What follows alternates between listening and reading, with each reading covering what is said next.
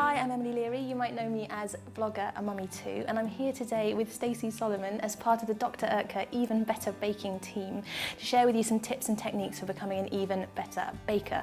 So Stacey, what techniques would you like to look at today?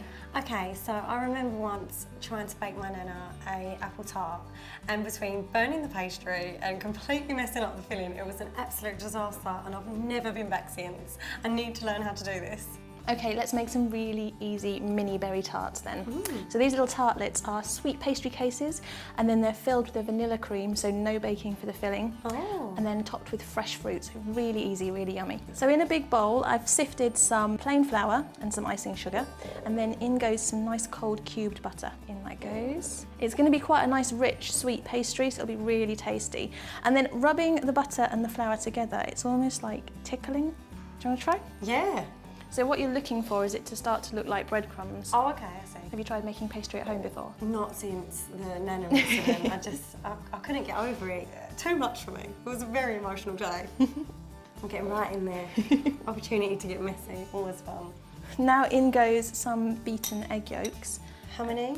We've got 2 here, and they're going to help the pastry be really rich and lovely. This is a bit too messy for hands. So if you cut it together with a knife, then you're not... already. I don't mind. So when you cut it together with a knife, you're not over. Does it get much messier than this? And because I'm cutting it through with a knife, I'm mixing it, but I'm not kind of pressing it all together and making it all really compressed. Okay, so that's quite mixed through. So now if you get your hands in there, you should be able to work it into a ball. Oh, okay, yeah. And then as you can feel, obviously because we've been working with it, it's gone really soft. Yeah. So we'll roll it up into a ball, wrap it in a bit of cling film, and then it'll need to chill for at least an hour, depending on how warm the day is when you're making it. Or you could even do it the night before and then carry on in the morning. Okay, so the pastry has been chilled, and I've rolled it out nice and thin, and then cutting out rounds. Here's the even better bit. To fit the pastry into the cases, I'm just cutting a little wedge. What does that do? So when you try and fit a circular disc of pastry into a little tiny case like this, you're effectively kind of shoving it in. It doesn't always fit. If you kind of pinch where you've cut it together and then push that into the case and just ease it in. Oh, brilliant. Clever idea.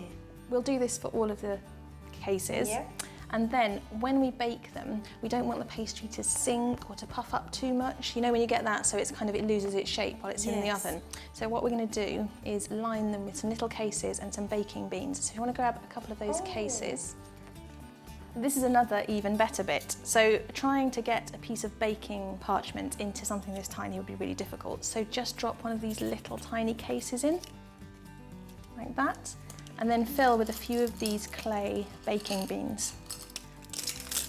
Good idea. So these are out of the oven and cooled, and as you'll remember, we baked them with those cases and the beans in, and then removed the cases, pricked the bottoms, and then baked them for another 5 minutes. They're adorable. They are, they're really cute, aren't they? So the next thing that I did while we were waiting for these to cool is made the arrowroot, and you can get Dr.Oetker ground arrowroots in little sachets, and these will set 250 ml of liquid.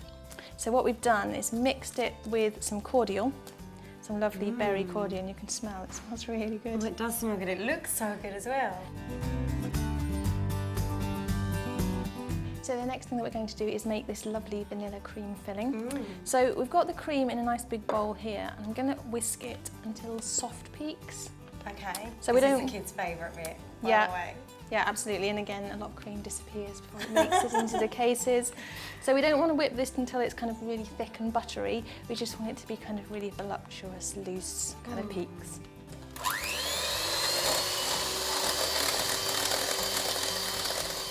Okay, so we're almost there with the cream. So just going to sieve in some icing sugar. And by sieving it in, we're getting rid of any lumps, because you don't want big kind of lumps of sugar. And then if you'd like to add Dr.Oetker Madagascan vanilla extract, and we need 3/4 teaspoon.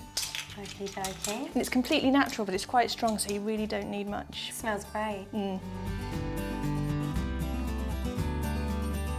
Fantastic. Smells so good. It does, and then just a really quick mix.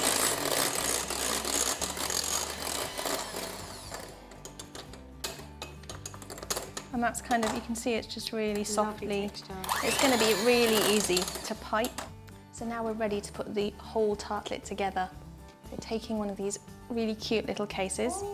And the first thing we're going to do is just pipe some of this gorgeous vanilla cream. And you want to fill them not all the way. So we want the fruit to sit on the cream, but not to come all the way to the top. And then choose your fruit.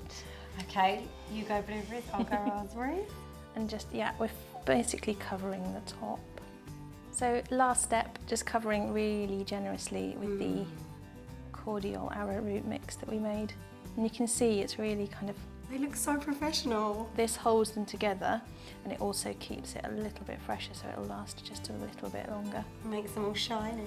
So you'll be making fruit tarts, then maybe you'll try that apple tart again. The kids would really, really enjoy this recipe because one, it's simple, two, it's quick, and it's just really fun for them. And look at the finished product, so cute. So why not try these easy mini berry tartlets for yourself and send us a picture at Dr.Oetker Bakes on Twitter.